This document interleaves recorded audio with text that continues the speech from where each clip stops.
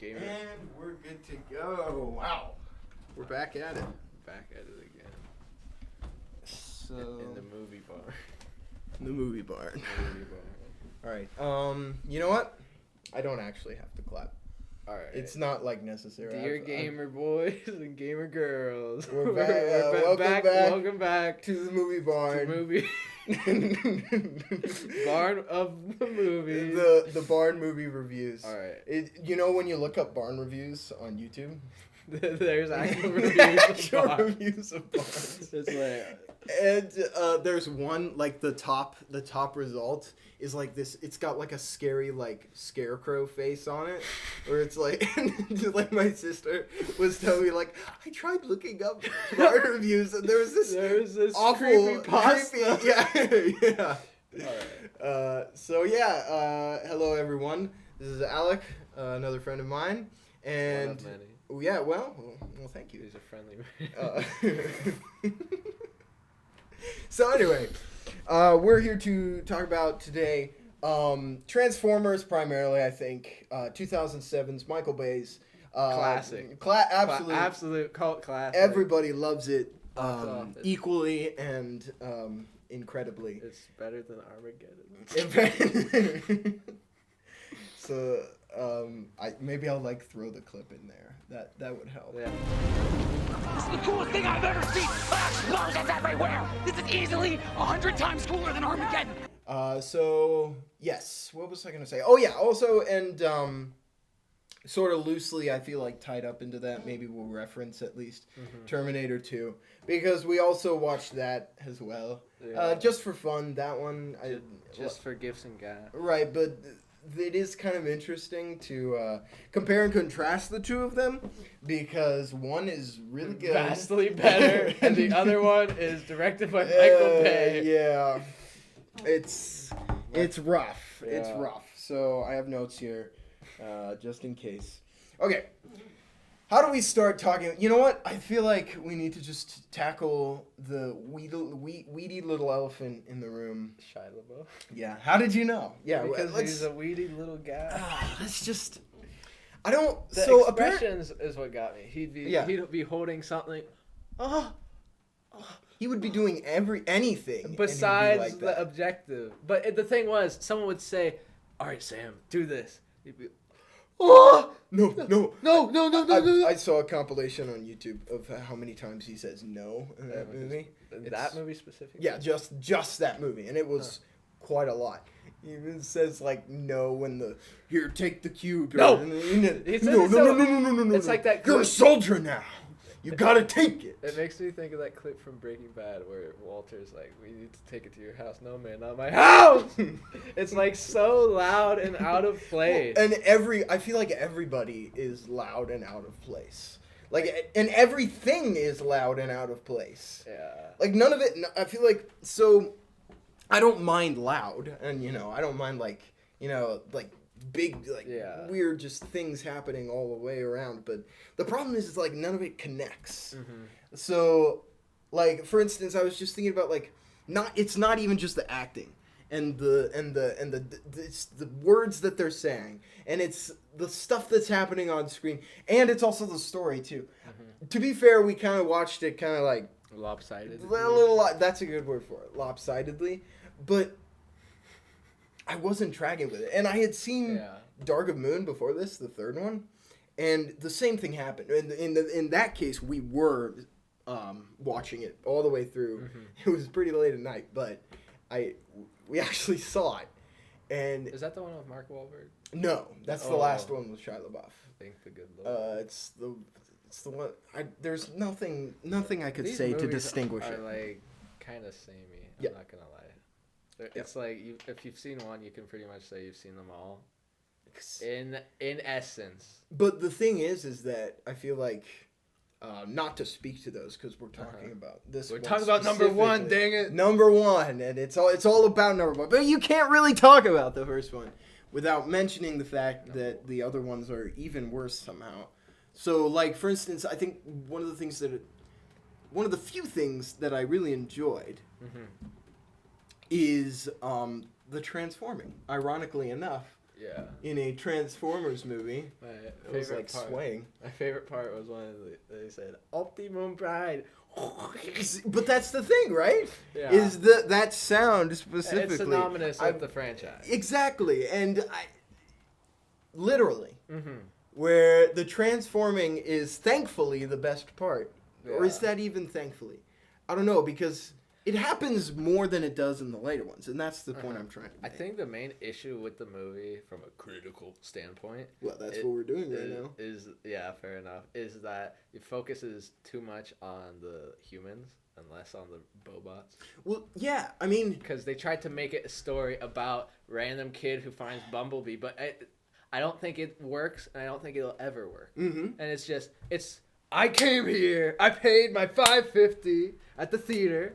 And I want to watch these people die, and I want to watch the Transformers transform. There you go. Well, at least they do, right? Yeah. Like I feel like there's at least a good amount of like Transformers action and all that sort of thing. But what you're saying is like there's not enough of them as characters. Mm-hmm. Like I feel like they're more so a plot device than anything. Yeah, I feel like for most people, like they just like shoot in. Like meteors, roughly a third into the movie. Fair, yeah. A little bit before a third, but it's just like out of nowhere. Like they find Bumblebee, right? Right. Then the Decepticons are there. All of a sudden, I don't know. Bumblebee goes. Maybe he does. Hello. That please, might be we it. need Actually, assistance. I think that might be it. We remember when he was in the junkyard and he was like up. Yeah. That was probably it. Yeah. Okay. But that was just kind of a weird thing that yes, there's 30 Decepticons. We've seen 5 Decepticons at this point. Oh, I guess it's about time we get the good guys. Yeah, exactly. It all seems so like I don't know. Do you see how that could seem disjointed? Where they just they just fly in. Oh crap! We need to put Optimus Prime in this movie. Right. Exactly. There's just seems like I always get the feeling of just like tossing a bunch of stuff into a pot and mixing it all up and saying that that's a movie. Like that, literally, that's how Michael Bay works. Like they had a bunch of pitched ideas for the 5th one, and he's like, I like all of these. Let's do all of them, no matter the cost. To quote Optimus Prime. Imagine $2 billion movie in 20 years. Transformers, what? Well, what number are they on? 5, 6? Well, so they're the 5 Bay ones, and then there's Bumblebee, and then there's Rise of the Beasts most recently, which is not Michael Bay. The 5 Michael Bay ones. So there's 7 all told, but the most recent one didn't do very well. So I don't know if they're gonna keep going. Yeah, I don't know. I'm used to the franchise that will live longer than the actors. Honestly, like the Fast franchise. Well, see, this is a bit more topical, but like all of them are kind of failing at this point. Like all of the franchises are not doing great. Marvel is dipping big time. DC is dipping enormously. Really, DC? Oh yeah, The Flash. Did you even know that The Flash came out? I knew that came out because when we went to see the Barbie, there was a Flash. No, when we went to see Oppenheimer, there was a Flash commercial. Yeah. So it came out, and it is the largest bomb in Warner Brothers history. Really? Like not just in like comic book history. I think it's the largest bomb. More than the like propaganda cartoons from the 40s. Well, I mean, they probably did well because they're propaganda. Because the government's like, watch this. Yeah, well, when your government's subsidized. Speaking of government subsidies. The amount of military in the movie, does it help? No, it doesn't. No, the military, the only good part about the military is it provides a platform that puts Tyrese in the view. Yeah, Tyrese, but he's secondary to that main guy. The main guy who's like my wife and my kid. Because that's how the movie starts. And there's what I disliked about the army men and the computer nerds and and all the yelling and the screaming is that there was too much going on just plot wise. It's like, all right guys, this is cool. Where's Bumblebee? Well, see that's going back to what you said earlier, right? Where you just like it's about a kid who randomly finds Bumblebee. Yeah. That Sure, that can be your start off point, but if that's all you do with it, then it's going to be just a confused mess because he doesn't the movie doesn't want to focus on one thing, which is really weird. It for what it is, it has so many topics it looks at when it's the Transformers movie. It's not army guy wife right plus random kid plus felonious Megan Fox character plus John Voight plus John Turturro. John Turturro, they should just make a movie. Because they should make a prequel to this. I don't know about was that. it the third or fourth one where he was in the meat shop in Cuba? I think that's maybe the second, maybe the third. It'll be fine. It'll be fine. Maybe I'll here just a second. Hold on. Oh, hold on, gamers. Pull it out just there we go. That'll work. All right, gamers, we're back at it again. Hold on. There we go. Okay. I'm not sure. I think the thing is, and John Turturro was the other thing that I enjoyed about it. He was good. He's a good actor in general. Yes. That's the first kind of point, but also he was a good character. Yeah, he works for the way the movie is. Yeah. Because you need kind of your G-man in these kinds of movies where it's oh, we're Sector 7. What the frick is Sector 7? Yeah, you need the guy who's freaking out. He's this is my favorite line from him is, this is a do whatever I want and get away with it badge. Which is that line I think is just kind of wacko. Because if you cast it different, made it some big burly Campbell. guy, or oh goodness, then I think it wouldn't come off. But he's just funny. Should have cast Nicolas Cage as this character. That would work. But this is a do whatever I want. Get away with it, man. He would have done great because he's insane, just like John Turturro is. Mentally deranged. But I think he is how do I put this? In all of the confusion and chaos of the movie, he's something to enjoy that is both confusing and chaotic. Yeah. Everything else is just annoying, especially Shia LaBeouf. Again, we're gonna go back. This is how we started. We're coming back. He will not divide us. He will. Shia LaBeouf. Shia LaBeouf Remember. will not divide us. Oh, what a story. Though to be honest, John, what's his name again? Turturro. Yeah. John Turturro had a bunch of my favorite lines of this movie, when they go to the little chamber underneath the Hoover Dam. Yep. And then they have the Nokia, and he's like, "Ooh, Nokias are nasty." And then he's like, as he opens it, since it's a flip phone, right? And then so he sets it in, and he's like, "You gotta respect the Japanese. They know the way of the samurai." And then he closes it, and it was just such a out of nowhere. Right. And then as the thing, and then it's brrr, shooting the box. Head slams the box. He's like, he's breaking the box. he's like a little. He's a little guy. I can't remember what he says. He's like in a video game when you have the boss and then you have the little minions. Yeah, that's what the little guy's like. Yeah, but that's the kind of cheesy action movie that I can enjoy, where the characters are fun. But in this, you either have the boring, underdeveloped Autobots who are boring. I feel like for a lot of people, they could get past it because they knew them from the cartoon. Yeah. And a lot of franchise movies will do that, I feel, where they'll sort of cut corners when it comes to certain well-established characters because they know that people have pre-existing notions and pre-existing investment in who they are. Because honestly, I don't know that much about Optimus Prime. Really? And I still don't. Was this your first, or not? You saw... Technically, this is my third movie I've seen with him in it. What was the first?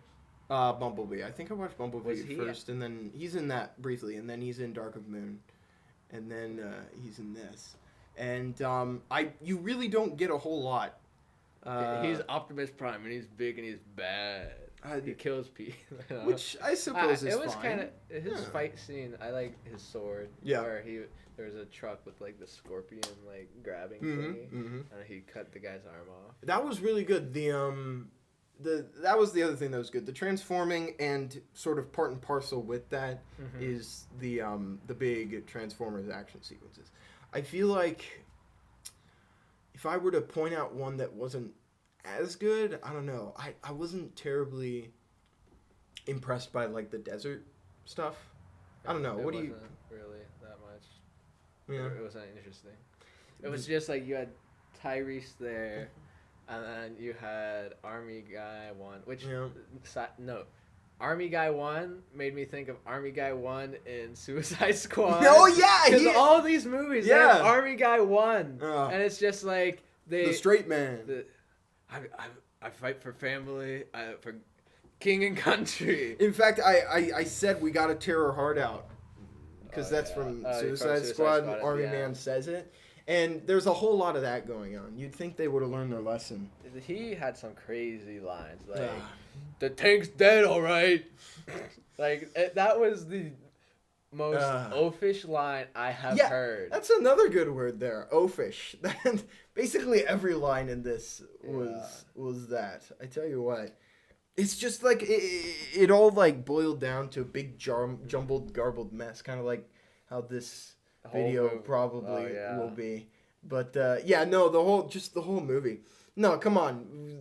Let us have. Give us a chance. Yeah, come on. I mean, if the movie's that bad, then how are we expected to have coherent thoughts about an incoherent movie? But you know, there's a lot of people like if you had this conversation with my dad about if this movie was good or not, like, what do you mean? It's an awesome movie. But because Dad, he grew up, or I don't know when the cartoons came out, but he was a fan. Yep. Before. See there, that's and a big. When this came out, then he was like, "What?" Because it is cool, right? To see all the transforming, and it really does. Like they really get up into it. It's nice because the angle. Then it's like, say this is a transformer. They like go around and do the Michael Bay. Like every single. Single. Yeah, and like because before that, all you had was just like sort of a vague sort of like. Do. Because what they do is they have the Transformers, and then they just draw like squiggly lines around, and then like they draw a character that was like a transformer, but it was just half transformed, and then it'd be fully transformed. Right. So yeah, exactly. So to actually see a bunch of moving parts and the intricacy and all that sort of thing, and you really get up into it and all that sort of thing, that's great. But that sort of leads me to another thing that one of the main things that I sort of took issue with is, so it looks great, but there's sort of like a weird haze in front of everything. What is it? Breaking Bad Mexico filter. Right, there's sort of like a yellow haze, and it doesn't help that everyone's like bronze tanned artificially, which is also kind of off-putting. But also the way the camera works, the way that it's all shot, it's one of two things. It's either really up in it, like you could. It's like Oppenheimer seeing every pore of Cillian Murphy's face. Yeah, or it's really, really up close shaking. And then you see Shia LaBeouf going. And no one wants to see that. See where I'm taking issue? No one wants to see Shia LaBeouf. In general. That's why everyone likes the beard.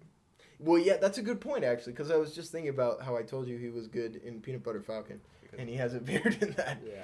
Yeah, no, I don't want to see his face all golden and glowy. Yeah. But anyway, what was I saying? One of two things. It's either up in your face and all shaky, or it's going ooh, like all floating around and getting just like get all over the place. And it just felt aimless and mushy. Like I keep coming back to that because it was a little soft. Yeah, in both the way it looked and the way it was shot, it has this quality that just washes over you, where it's either like kind of stagnant, even though it's moving all the time. It's either like stagnant or it's really just like in your face. Yeah. There were some shots. I don't know what the name of the angle or the shot is, where there's the person you're focusing on, and then it zooms out and there's stuff happening around them. There was a couple of those, and it felt really out of place. Yeah. It was an interesting movie. I have nostalgia for it because, well, I was 3 when it came out. Yeah. So I watched it 2011, 12-ish. Right. So was like 7. It was the time to watch a movie like that. I feel, and because it was the best. It, It was like how T2 whenever is it the T101? 1000 when he's like doing his liquid mercury stuff, then it's cool because it was the cutting edge, right? And then now, and then Transformers was cool. Yeah, but the thing is they had actors good enough in in T2 to make it bearable, and it was way better in general. I can't just pick out one specific thing because it is better in general, but actually I will, because I did want to mention this. So they have attempts in the Transformers movie to sort of do the thing that you need to do to make things more realistic looking, or just like make it feel for the audience more realistic. And what you do there is you shoot it so that you're basically, it's like from a, how do I put this, a believable location. So like, for instance, like Optimus's fight on the highway. That was cool. There was like that shot from the interior of a car, and then there's a bunch of stuff from the ground where you're like looking up and all these sorts of things. They do that in Pacific Rim, and to really good effect. Yeah. And they do that in Terminator 2 as well to really good effect. You remember I pointed out specifically the semi truck coming down, and there's that incredible shot where John Connor's in the foreground on his bike, and he's looking back and there's like the haze on the ground. See everything happen. Everything. And you can tell it's real. Boom, boom. That's the thing. You can tell it's real. That's kind of the crux of like using a lot of CGI, is that they could put as many sparks, as many effects. And even actual practical stuff. Yes, but it will still look off. To be fair, though, this is way better than like Mummy era. Well, yeah. Mummy was, Mummy. What year was Mummy? 99. Oh, yeah. You have 8 years of development. Yeah, no. But the Mummy can get away with it, I feel, because I don't know. It gets away with it because it has Brendan Fraser. Yeah, exactly. It's lovable, unlike Transformers. Unlike Shia LaBeouf saying, "Oh no, Mom! Yeah, my car!" The Lord. thing that got me was anytime Bumblebee was in trouble. Old Yeller, don't die on me, pal. Don't. We're best buds forever. They have absolutely zero connect. Like, there's no.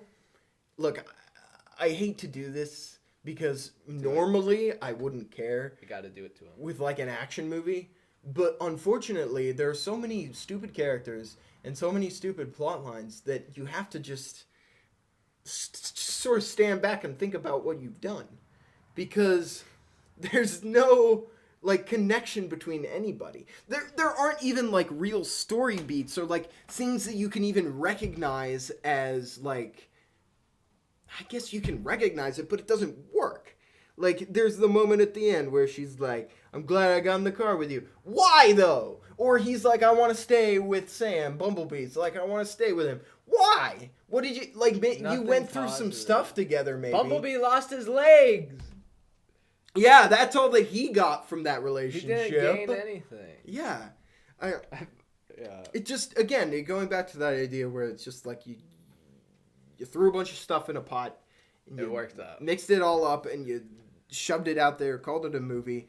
And so because of that, you do things that don't quite logically make sense. Yeah. Which, again, I feel really guilty about because, like, I wouldn't usually care about making sense and all that stuff. But then when I come face to face with something that truly is bad, I realize that, I actually do care. Like, Terminator 2, like, I was starting to get critical with it. Like, things that were just, like, maybe I was like, man, this isn't as good or whatever the heck. But, like, when you compare it, it's like, at least it's fun. It makes sense. You know what's going on, and it looks good. Mm-hmm. Which... it's just a good movie. Yeah, well, yeah. Terminator 2, it's just a good movie. Like, when you ask the average movie guy, what are your favorite kind of more mature action movies? He'll probably say, like, Pulp Fiction. He'll probably say... what am I thinking of? Scarface, maybe. John Wick. John Wick is obvious. But see, yeah, like, I don't complain about that one because it doesn't have very clearly defined motivations or anything. Yeah. I mean, it's clearly defined, but it doesn't make any sense. I'm gonna kill him. And I'm John, and my name's John Wick, and I'm killing people. Okay, here's one thing I wanted to point out. The dialogue, I've mentioned it before. The dialogue is not great, and you mentioned it up top. Bobby B, Uncle Bobby B, baby. And I just wanted to, two that I wrote down. They're not the worst. They're not the worst, but they're the ones I wrote down. So at the end, Optimus and what's his name, Megatron, are fighting, and Optimus says, "It's just you and me, Megatron." And Megatron says, "No, it's just me."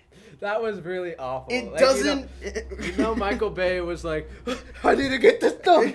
Or whoever wrote the dialogue. Like, oh, that's irony. It's just me. Like, even in a normal context, it wouldn't make sense. If you had this in the most absurd context, this wouldn't make sense. And then you have a movie about ghosts and real people fighting. It's like, it's just me. It still wouldn't make sense. See, it has, like, just like everything about this, it sort of has, like, the shine and the sheen of, like, something quippy. But it's not actually. Yeah, exactly. It's like, that sounded mildly quippy, but it's not. It's like Bad Boys, except without the quips. Or Will Smith, or anything good. See, there you go. At least Bad Boy said Will Smith. And less CGI. But anyway, that's the other one that perfectly encapsulates this, I feel like. It like has the semblance of being quippy, but it's not. Is John Turturro says, "I'm going to count to 5." And then the army guy's like, "I'm going to count to 3." That was awful. That really was bad. Like, I don't think... The writer in the room was like, here's a clever twist on the popular phrase. Tension. Yeah, exactly. The thing was, a lot of this was like, it was like Hitman dialogue. NPC dialogue, like you said, yeah. Speaking of NPC. Yeah, it's sort of like worked. Like, you wanna explain what you said? Maybe. NPCs. Yeah. So with NPCs, it's basically, so Army Man 1, then he was fighting the helicopter guy. And then so he's shooting at him with the grenade launcher, and then Sam and Michaela go do whatever. Sam's running after the building, and then so it's assumed they're still fighting, but in reality it paused like a video game because Sam wasn't around, and then Sam, I don't forget what happened. Sam is in the building running up at this point. And then it's a thing of all of a sudden they resume. And they're like, we're screwed. We're not going to get this guy. Yeah, exactly. And maybe that's the way the editing was. And, like, it's, like, where it's all supposed to be happening simultaneously. But it didn't work. It doesn't give that off a nice flow. Especially, because you break them all up. There are, like, four different things all happening at the very climax. Because you have Ratchet, gun guy, and some other Decepticon fighting. And then you have army guys. Megan Fox with Bumblebee. Megan Fox saying, "All right, I drive, you shoot," which wasn't the worst line in the movie. Sure. But then you have Sam. At least it wasn't trying to be quippy. You have Sam, Megatron, and Optimus. Yeah. And then you have army people. And it's too much. Yeah. Because it's like when you write an essay, you have to have a main focus. Yeah. You have to have a line, or you follow this line. But this line in this movie, it's like there's too much of it. Yeah, like because you got to have like your backbone, right? Yeah. That's where you're getting at, like the skeleton, the frame. And with action movies, the simpler the main thing, the very main thing, the better. That's why Die Hard, I feel like, works so Absolutely. Because John is in the building. The terrorists are in there, and he's like, his one goal. Yep. Beat the bad guys. Beat the bad guys. But you can't have every movie have one goal. But the point is you can't have all these overlapping motives. Army guy wants to see his wife and kid. Megan Fox wants to do Megan Fox things. Whatever that is. Sam wants to save the world in Bumblebee, and the Transformers want to save the world. And maybe if you gave proper time in this 2-hour and 20-minute movie somehow, long, if you gave proper time to like sort all of it out, it could work. But I think it's a crutch for not being focused. So Die Hard is a great example of a well-made movie. I think something that really speaks to whether a movie is well made or not is how compelling it can be with how simple it is. Right. So for instance, like A Quiet Place. Mm-hmm. Like, it's well made because they thought about that one thing. That one premise, right? Really well, and they covered all their bases. They didn't shove a bunch of crap in to try to fill up a movie's runtime.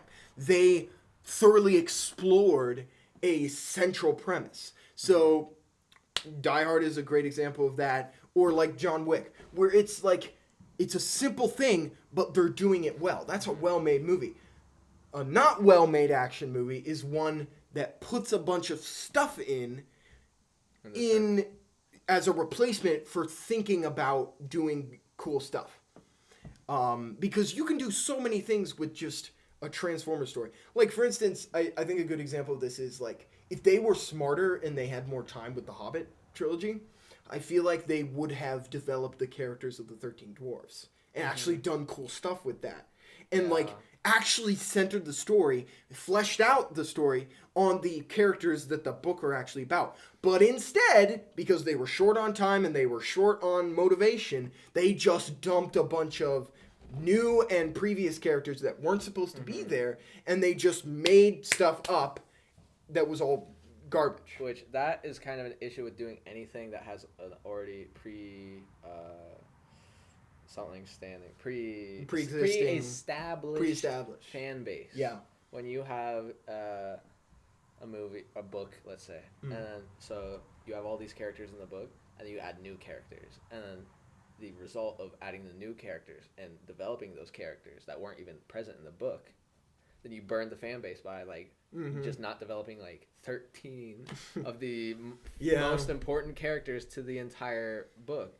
And then so that whole fan base is going to the movie like, oh, I can't wait to see how one of the dwarves, how so-and-so's hanging out. And then it's about this random elf chick, which is nothing against the actress. It's just, it's more so a thing of, I don't really understand why, when you already have this material, then why add more? Like, was it really necessary to add a love interest to this movie? Right. You could see, there are all kinds of stories, and you can tell the story that's within your parameters and do it well. Like, that's possible. Obviously, it's hard, and I'm not gonna do it. Like, that's too hard. Not me. But yeah, that's what I'm saying. It's like, do cool things with what you've got. I talked about that at the end of Terminator 2, where they do cool stuff with what their premise is and what they're given. And they come up with, James Cameron comes up with interesting story ideas. He comes up with interesting character moments. For instance, like the relationship between Sarah and John Connor, and how that would be a weird thing to go through and a difficult thing to go through because of the things that they know about each other and themselves. It's a weird, because of all the paradoxes of how sort of they came to be. He explores how that relationship and the friction between them would go. So he's thinking like a real movie maker and a real storyteller, and he's taking his premise and he's finding what would be interesting to do. And he's finding what would be fun for people and what would be clever and what would be a good action thing or whatever. And, again, here's another example of a franchise that dropped the bar. Star Wars Episode 8. Ooh. Rian Johnson is a good writer and a director, but he didn't have the ability to do what I just said. To find what was within his parameters and do good stuff with it. That's what, on paper he did, but he didn't do it well. Episode 8 was 7, I was hopeful. I was like, oh, this might be something. Might be a little lackluster, but it's new Star Wars. Yeah, which is fun. And then Episode 8 was the worst out of all the sequels. Episode 8 was so bad. 9 was worse. Was 9 the one? 8 was the one with the purple-haired captain. Yeah. Oh, no. 9 was way worse. 9 was worse. But 8 was... When I saw the blue milk of 8, I was like, what? Yeah. What? This is not important. There was no previous sort of scene like this. And it's not like you had to make every movie off of precedent. Sure. This isn't a Supreme Court case. But yeah, well, I guess in that case, he tried too hard to like change it up. Mm-hmm. Like he forced it to be something different. Force. All right, you derailed me. Now we got to talk more about Transformers as punishment. Oh no. What more to talk about? Bernie Mac. Who? Bernie Mac. What? Uncle Bobby B, baby. What? I love Transformers. And Uncle Bobby B. Bobby Bolivia? Right. That's what I thought you were talking about. I had a rock, I'd bust your head. That's my mammy. Hey, mammy! Oh, don't be like that. If I had a rock, I'd bust your head. That was a really good scene. Was but fun. See, again, that's a guy being ridiculous, but it's entertaining and fun. Mm-hmm. And it kind of speaks to how sad is it that the side characters are that the comic more relief likable, way more is more likable. Yeah, this isn't Spider-Man Homecoming where it's like, oh, Ned's there, he's funny, but it's like no one's watching it like, oh, Ned, baby, it's Ned time. Where's Ned? Yeah, but it's just like, wow, I hate Shia LaBeouf in this movie so much. Bring Bobby B back. Yeah, I know. Again, like we talked about how the people say that Michaela should be the main character because she should because like, she's a better actor. At the very least, she's like competent and she does things and she's not a weakling and a coward with a coward's heart. This is a perfect analogy, John, because Lord of the Rings and Transformers. Two very different franchises. Very much so. But have very similar kind of protagonists, side protagonists. Oh, yes. Because in this scenario, Frodo would be Shia LaBeouf, and Sam would be Megan Fox. And it's kind of no duh, but it is true. Because it's oh, never mind. Except what? No, never mind. Keep going. Yeah. Megan Fox is a good actress, and I feel like young Shia LaBeouf was just not very good. But what were you saying about? But it was just a thing of because Megan Fox carries the burden. Michaela is like increasingly more competent as the movie goes on than Sam. Or initially, you're not sure, but then you're like, this guy can't do anything right. Like they try to give him a thing where he's like he's coming into his own as a hero. He's going to make the sacrifice, but he always seems so like dumb that none of it at all lands. But yeah, and they did 2 more movies with Shia LaBeouf. Did this movie do well? Yes, very. Really? I mean, that's why the franchise right before got the economy went. I guess so. Yeah, I think it made a bunch of money, and the 4th one was the highest-grossing movie of 2014. Interesting. Because it pandered to the Chinese market, and it made $1 billion. I wish I had a Chinese phrase I could look to the Bing chilling. Bing chilling. Yeah, that's the only Mandarin we know, isn't it? But I learned that apparently that Mandarin, it changes how like actual Mandarin speakers they. Yeah. You told me about that. Yeah, but anyway, not to derail the conversation from the increasingly good movie known as Transformers 1, featuring Shia LaBeouf. What do you think? Do you think we're good? Yep. You think you got anything else to say? Because I don't think I do. T2 better. Oh, this movie poopy. I have nostalgia for this movie. Doesn't mean it's a good movie. Mm-hmm. I just remember watching this. Yeah. Well, I see a lot of things that I would enjoy because I've been thinking recently about like when I was a kid, the things that I enjoyed then that I just do not now at all, or not nearly as much, or things that really like captured my imagination and really appealed to me, like the Star Wars prequels. Mm-hmm. Which I still like, again. But I think it's a good comparison. Right. I grew up on Star Wars, and so I just love it. Mm-hmm. And then, you grew up on the Transformers thing, so there's so much stuff there, especially as a kid, to, like, fire your imagination, aliens that are big robots, and that's really cool. Because, that's why it was made in the first place, to be... Also, it was... very similar to Pokemon and how marketable it was. Yeah, because exactly. Like Pokemon, then in the 90s there was a Pokemon craze where it's like every single thing was Pokemon. Pokemon pencils, Pokemon erasers, Pokemon lunchbox, Pokemon clothes. It's like this. When these came out, I remember we'd go to the store in San Juan, and it was the Transformers aisle. Like, it was a Toys R Us Transformers aisle. You could get every single character, every single Transformer. We got Transformer models that could transform back and forth. We had Ironhide. I think we had Optimus Prime. The issue with those, I had a Bumblebee. I think Bumblebee, Optimum Pride, and maybe Megatron. I don't know, but those were not for kids because they were really complex. They were so hard to do. It was like a set for Optimus Prime to get him from truck to Optimus to like his Boba form. 72 steps. Like, I was 9 and trying to like. Do I need to take physics? I remember Ironhide the truck. He's a GMC truck, and you had to tuck his arms like right underneath the bed.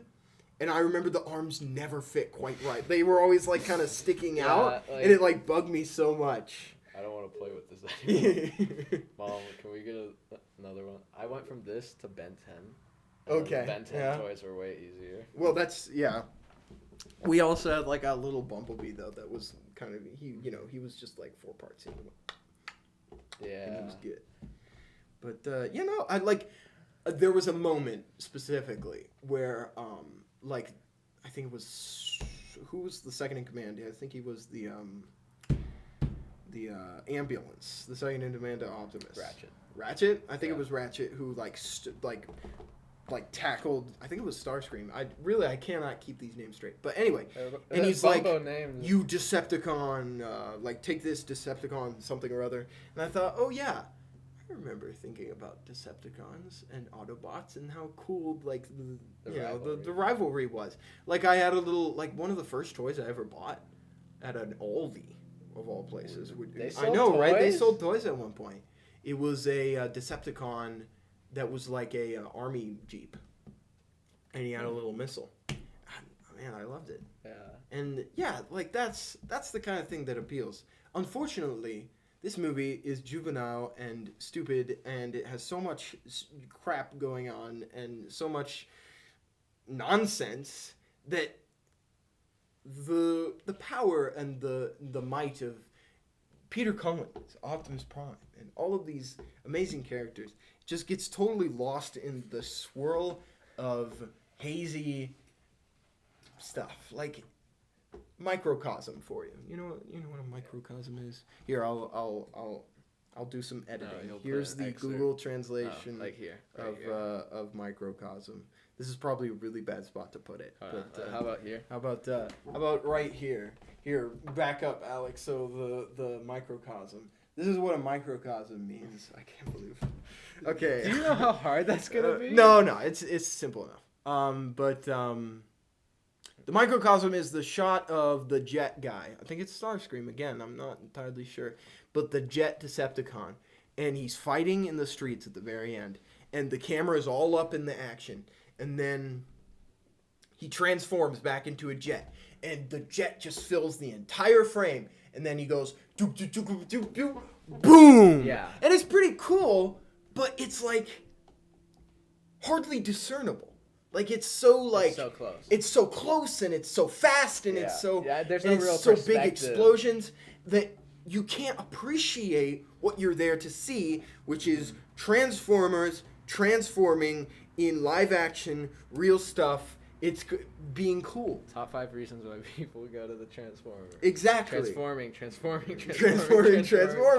So do it, and do it well. But that's the main problem. Though the guy with the claw on the highway, that was pretty cool. The moving, and then transforming, and then them like planting their fist in the road, and then they do like a flip. That was really cool. Yeah, I love how with these things I do a series of wrapping up statements, but then I keep thinking of new things to say, and then I keep trying to think of new wrapping up statements. And then every single time it just peters out. Every single time. Gamer boys and gamer girls. This is probably going to be around 45 minutes long, so you will watch it. I mean, no one else will watch it. Because you're in it. Should I post it on everything? Okay, so we're going to finish and I'm going to say something, because I'm not going to say it here. So Alec, give us our send off.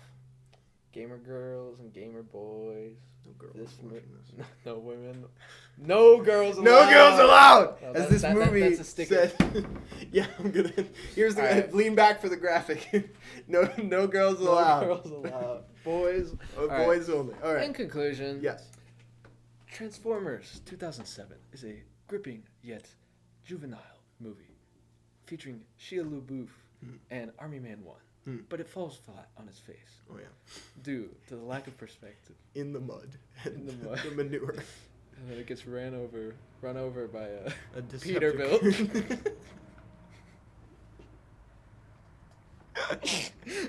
A what? A Peterbilt. It's a brand of truck. Okay. I didn't right. know that. In All right. conclusion, Optimum Pride. Optimum Prime. Optimum Pride. Pride. My bad.